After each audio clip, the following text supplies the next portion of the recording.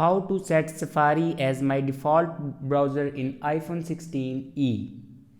So let's start the video. First of all, open settings. In settings, scroll down in last and then click on apps. After clicking on apps, then scroll down and here you can see the option Safari. Now click on Safari and then click on default browser app.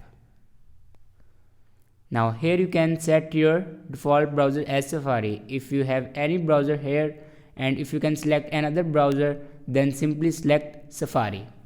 After selecting a Safari, it will be a default browser. So this is the way to set Safari as my default browser in iPhone 16e. I hope this video is helpful for you. Thanks for watching.